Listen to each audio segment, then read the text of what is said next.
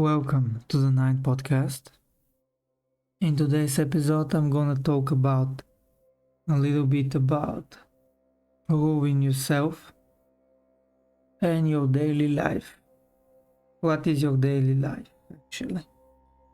I spoke about it in a different episode, but I think I can deep down a little. So, let's start with proving yourself.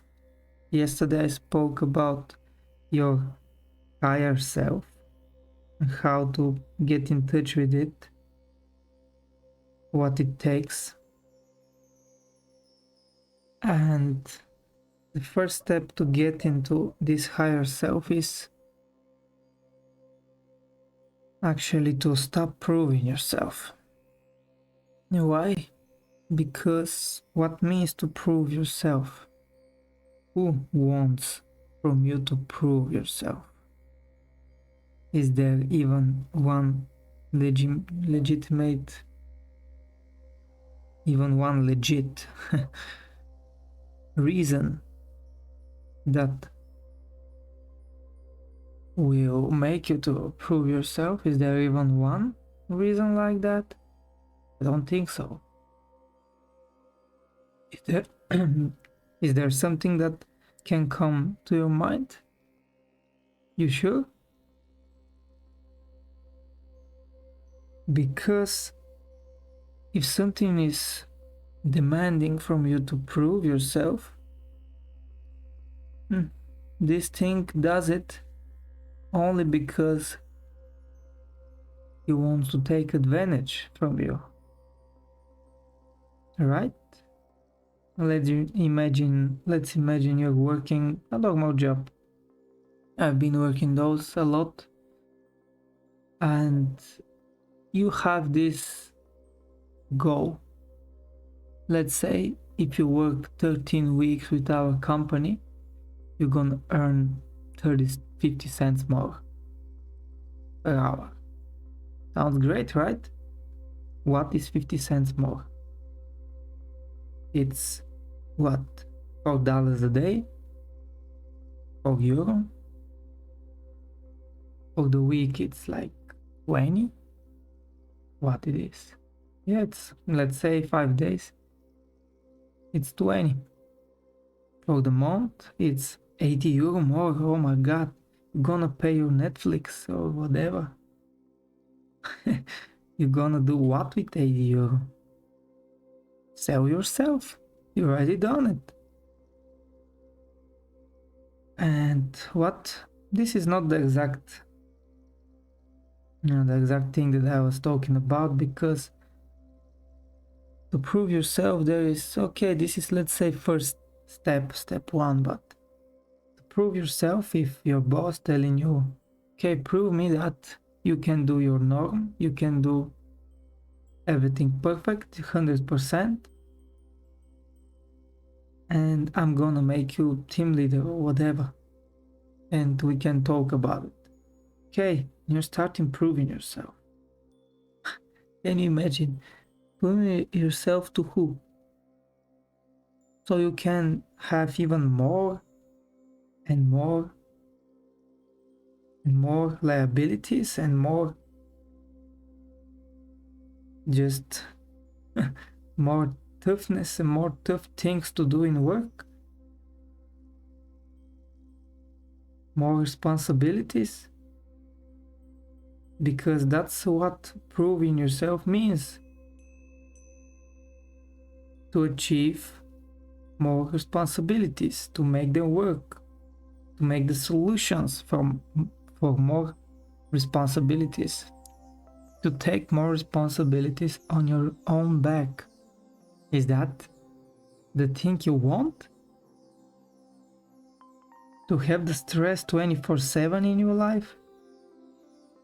Is it worth proving yourself? Also, if you're feeling inside of you that you have to prove yourself, there is something wrong. There is something wrong. Yeah, probably most of the successful people will tell you they had to prove the world that they are the best. that they can make it. They had to prove it to their friends that always told them, and their family that are always saying that they are worth nothing, and they're now here coming back. They're proving themselves to the world and to everyone. Okay? And now what? Nobody cares. Even the people that wanted from you to prove yourself now, they're not that close to you. They vanished. You don't have anything in common with them. Simply because you proved yourself. And it's not a bad thing. Somebody else will say you have to prove to yourself. Okay. Okay, yes, it is. It's true. Sometimes, and when I mean sometimes, I mean every day, daily, because your daily life is your life. And yeah, you have to prove yourself that you managed to do the workout, you managed to do the work, you have the toughness, the mindset, you have everything that is desired so you can become who you want to be. But is this really a proving yourself? Proving to yourself? And do you really have to test yourself daily so you can achieve something? Can you not just acknowledge it inside yourself, within you, that you are that person? You are that person from now on. Where is proving yourself from this point? Nowhere. To prove yourself is you expect something to fail. You expect to not do it. You have to do so much work to prove yourself. And someday, believe me, you will not have the power. You will not have the right mindset today. So, when you fail to prove yourself, what's happening? So, you want to test yourself, to torture yourself every day, simply for a quote, prove yourself. Nobody cares. You should not too. And if you're torturing yourself this way, I'm not sure you're loving yourself. Of course, it can be healthy relationships sometimes if you're going through something. I've done it many times. But in a long run, you want to somehow be pleased with yourself, in peace. If you're not in peace with yourself, if you're constantly proving yourself, you're constantly mentally exhausted. Yes, you can achieve things, okay, do it. But is this the real truth? Is this what you are meant for? Because it's so hard to find what you are meant for. In this harsh reality, we're constantly getting fooled. And that's coming just to the daily life I was talking about. Your daily life is poisoned by negative energy, by negative people, by negative thoughts, by negative frequencies all over around you, by negative sound, by absolutely everything is negative in your surrounding. If you're not living alone in the forest, in a tree house or whatever, everything is negative. That's how the world is nowadays. Of course, your mind will could be positive and you can turn things into miracles, okay, but those things are exhausting you. And you have to lower all of those to lower the risk. It's upon you. Some people can do it without lowering the risk. They can be positive just for the sake of it and being everything and achieving. That's why you have to learn for yourself. And as little as the negative energy is around you, as much you feeling yourself better.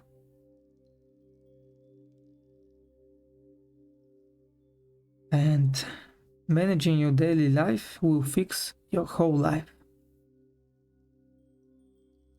Let's say you're waking up.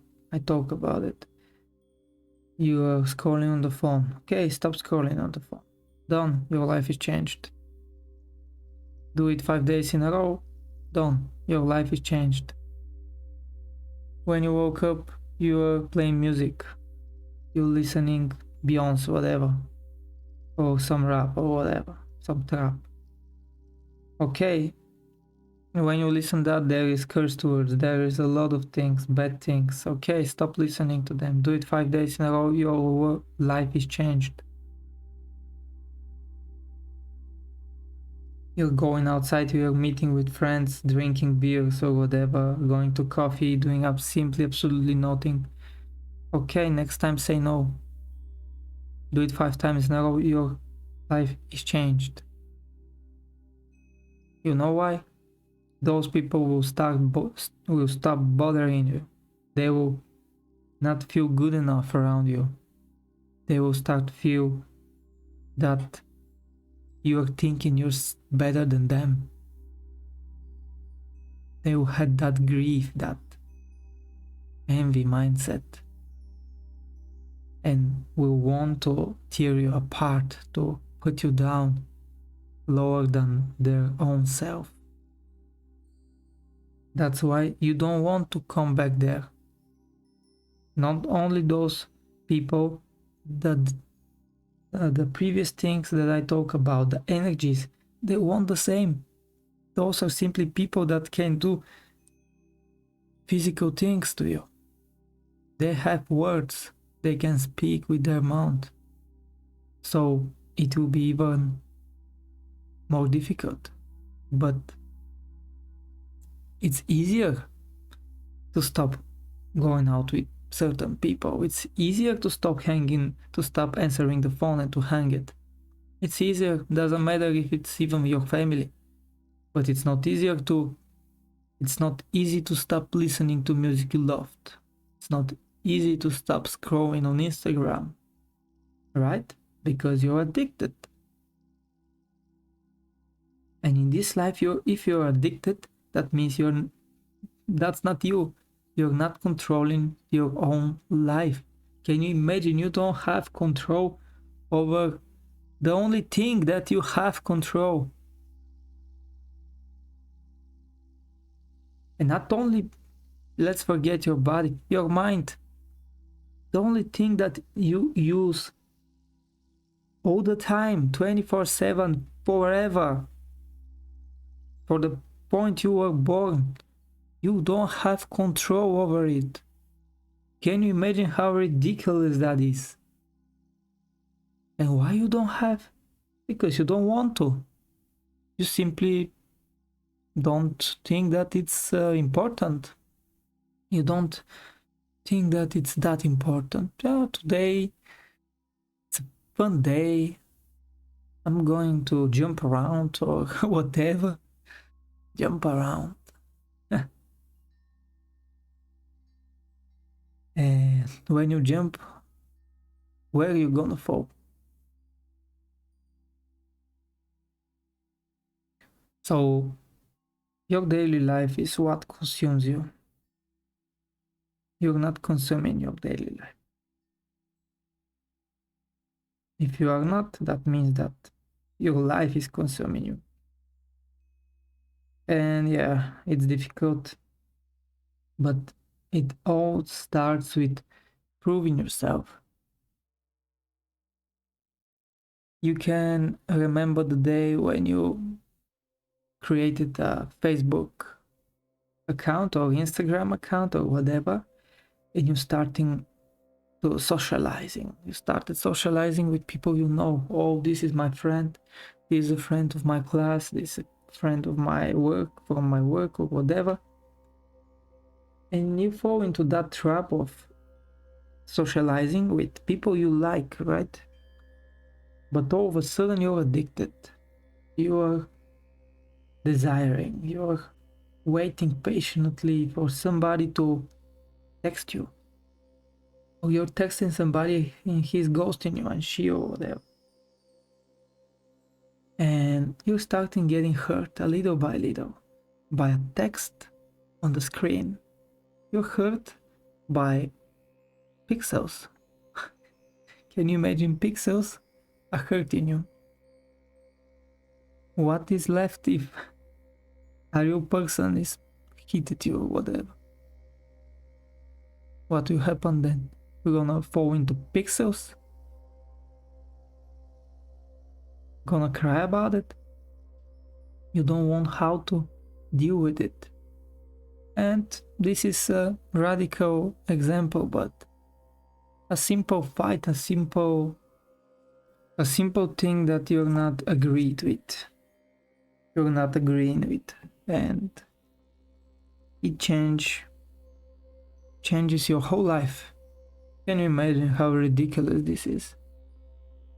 Not only you're not living your life, not knowing you don't know yourself, not knowing you cannot even imagine what you are capable of, but you are getting hurt out of thin air. Never before in a human's history this could happen. Like absolutely no how. So you have to adapt. That's why so many people are falling over and they're quitting life and quitting living and got into depressions and into thoughts and into traps because simply we're not adapted, and because simply we don't know how to adapt ourselves if we don't get used to adapting ourselves. And let's see, so if for a normal person to adapt and get out of the addiction, the new addiction that never ever somebody get out of, it's kind of impossible. Only, let's say, 0.1% of people that are addicted will quit successfully, right? Then those people will tell their story, their experience, their knowledge with the rest.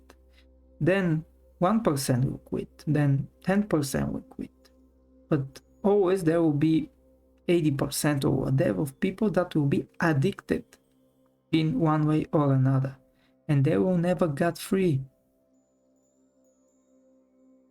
There are addictions these days that are thousands of years old. Nobody get out of them, or at least 80% of people, most of the people. If you think about it, you will find those patterns, and if a certain addiction is good enough to make it worth working and worth living with it. So I hope we find the patterns. I hope we find the patterns and acknowledge what's worth. And yeah, don't prove yourself. Like, yeah, I have experience for not proving myself, and I don't have to prove myself to anything, even to myself. And also, I'm not the perfect example, because when you're not proving yourself, you need something else. You need that discipline. But I think only in this certain small decision, there is the truth and there is the meaning. Oh yeah, it will take time without that proving energy and anger. It will take more time, but you're gonna end up in more peacefully environment, in more peaceful life. Thank you for your time. Have a good one.